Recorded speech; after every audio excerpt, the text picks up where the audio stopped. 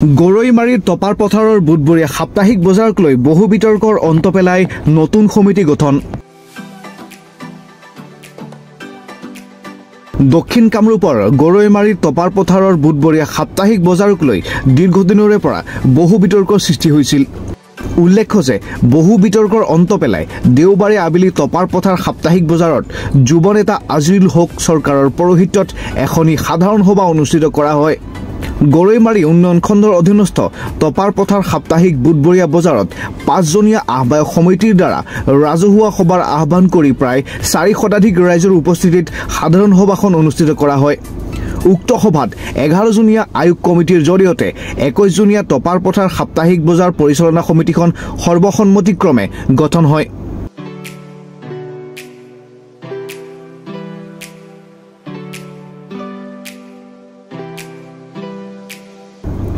উক্ত সভাত আচলপাৰা গাঁও পঞ্চায়তৰ আঞ্চলিক সদস্য শফিকুল ইছলামক সভাপতি আৰু নজৰুল ইছলামক সাধাৰণ সম্পাদকৰ লগতে উপসভাপতি ২জন আৰু ২জন সহ সম্পাদক হিচাপে লৈ মুঠ ২১জনীয়া বজাৰ সমিতি গঠন কৰা হয়। উক্ত সভাত স্থানীয় সচেতন ব্যক্তিসকল ক্ৰমে আব্দুল হাই আনচাৰী, মইনুল হক চৌধুৰী, আতৱাৰ ৰহমান, গৰৈমাৰী জিলা পৰিষদৰ সদস্য আসমিনা হক চৌধুৰী, আচলপাৰা গাঁও পঞ্চায়তৰ সভাপতি সাদ্দাম হুছেইন, শামছুল হককে প্ৰমুখ কৰি কেইবা শতাধিক ৰাইজ উপস্থিত থাকে।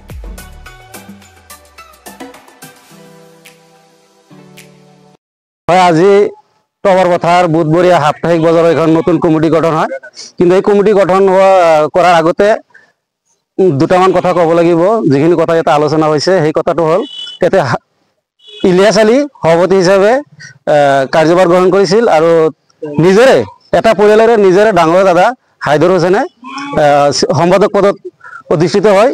নিজাববীয়াকৈ নিজৰ মইমতেল হিচাপে এখন কমিটি বনায়, কিন্তু ৰাইজে অৱগত হয় যে নাই, এইখন কমিটি আমি মানিও ল'ব নোৱাৰোঁ, যিহেতু বজাৰ এখনৰ উন্নতিৰ কথা আছে। সেই হিচাপে ৫জনীয়া আয়োগ কমিটি, ৫জনীয়া আহ্বায়কে এজন ৰাজহুৱা সভাৰ আয়োজন কৰে। সেই ৰাজহুৱা সভাৰ ইয়াত কমচে কম ৫-৬শ মানুহ উপস্থিত থাকে। সেই ৫-৬শ মানুহৰ মাজত ১১জনীয়া আয়োগ কমিটি গঠন কৰি দিয়ে সভাপতি মহোদয়ে। সেই সভাপতি মহোদয়ৰ আয়োজক ১১জনীয়া কমিটিৰ ১১জনে মোক তথা শফিকুল ইছলাম মোক সভাপতি হিচাপে নিৰ্বাচিত কৰে আৰু নজৰুল ইছলাম এখেতক সম্পাদক হিচাপে নিৰ্বাচিত কৰে। তো আৰু ২৩জনীয়া কমিটি গঠন হয়। উপদেষ্টা মণ্ডলী আছে ১৩জন। এইখিনিয়ে মুঠ আমাৰ টপাৰ পথাৰ বুধবৰীয়া সাপ্তাহিক বজাৰৰ নতুন কমিটি। আৰু ৰাইজে যিখিনি আস্থা লৈ মোক সভাপতি পদত নিৰ্বাচিত কৰিছে, নজৰুল ইছলামক সম্পাদক পদত নিৰ্বাচিত কৰিছে, ৰাইজৰ আশা আকাংক্ষা সম্পূৰ্ণৰূপে বাস্তৱায়িত কৰিম বুলি আশা ৰাখিছে। টপাৰ পথাৰ বুধবৰীয়া বজাৰখন ২০১৮ চনৰ পৰা ইলিয়াছ তথা তেওঁলোকৰ পৰিয়ালে ঘৰত বহিয়েই নিজৰ নিজৰ মতত কমিটি বনাই এই বজাৰখন পৰিচালনা কৰি আছে। ইয়াৰ ফলত আমাৰ যিখিনি দোকান কৰা মানুহ আছে, তেওঁলোকে এই ইলিয়াছহঁতৰ পৰা বহুত অসুবিধা ভোগ কৰি আছে। ইতিমধ্যে আজি কিছুদিন আগতে তেওঁলোকে ঘৰত বহিয়েই এখন কমিটি বনাই বজাৰৰ কিছুমান দোকানীক নটিচ জাৰি কৰিছে আৰু এই নটিচত তেওঁলোকে মুঠ অংকৰ ধন বিচাৰিছে যে কাৰোবাৰ পৰা ১ লাখ, কাৰোবাৰ পৰা ২ লাখ, ইমানখিনি পইচা আপোনালোকে দিলে আপোনালোকে এখন বজাৰত দোকান কৰিব পাৰিব, নহ'লে দোকান ঘৰ এৰি আপোনালোক গুচি যাব লাগিব। সেই মানুহখিনিয়ে এই অঞ্চলৰ ৰাইজক কথাখিনি অৱগত কৰাৰ পিছত আজি কিছুদিন আগতে এখন ৰাজহুৱা সভা দিয়া হৈছিল আৰু সেই সভাত কোনো সিদ্ধান্ত নোহোৱাত আকৌ আজিৰ তাৰিখত ৰাইজে ৫জনীয়া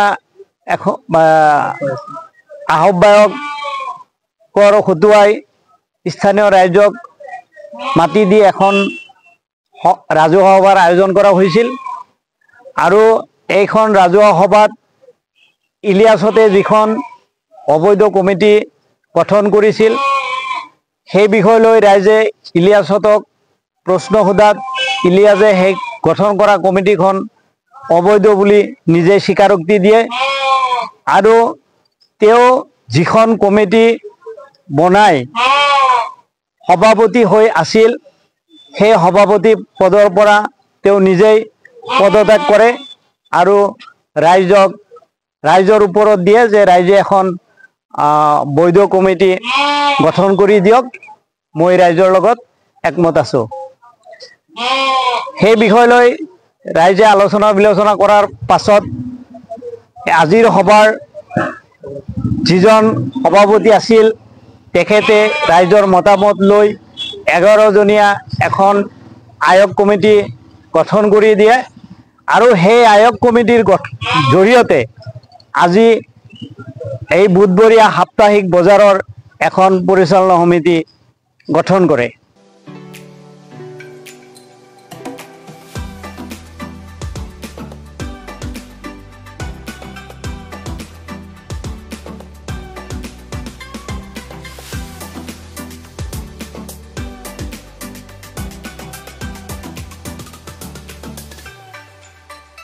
দক্ষিণ কামৰূপৰ আটাইতকৈ পুৰণি অৰুণোদয় ইংলিছ মিডিয়াম হাইস্কুল ছাত্ৰ-ছাত্ৰীক কেৱল কিতাপতে আবদ্ধ নাৰাখি তেওঁলোকৰ সৰ্বতমুখী বিকাশৰ স্বাৰ্থত অৰুণোদয় ইংলিছ মিডিয়াম হাইস্কুল নিত্য নতুন পাঠ্যক্ৰম সংযোজনেৰে সৰ্বশ্ৰেষ্ঠতাৰ দৌৰত সদায় আগত আমাৰ স্কুলত মিউজিক হিচাপে সাবজেক্ট আছে আৰু মিউজিকৰ দিশত বিভিন্ন ধৰণৰ মানে অভিজ্ঞ শিক্ষকৰ দ্বাৰা ইয়াতে আমাৰ মিউজিকৰ প্ৰশিক্ষণ দিয়া হয় আৰু লগতে আমাৰ য়োগা আৰু কুম্ফু কাৰাটেৰ এইবিলাকৰ ওপৰতো আমাৰ ইয়াতে ক্লাছ ল'ব পাৰিম এটা নতুন এটা এডভান্টেজ গতিকে যিয়ে এই সুবিধাখিনি ল'ব বিচাৰে তেওঁলোকক ডেফিনেটলি ক'ব পাৰোঁ Arunoday English medium high school number 1 আছে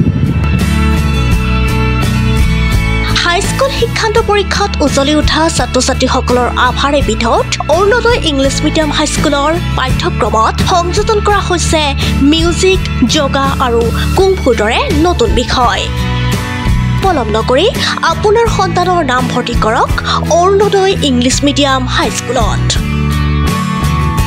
অৰুণোদয় আপোনাৰ বিদ্যালয় অৰুণোদয় আপোনাৰ সন্তানৰ ভৱিষ্যত নিৰ্মাণৰ কমাৰশাল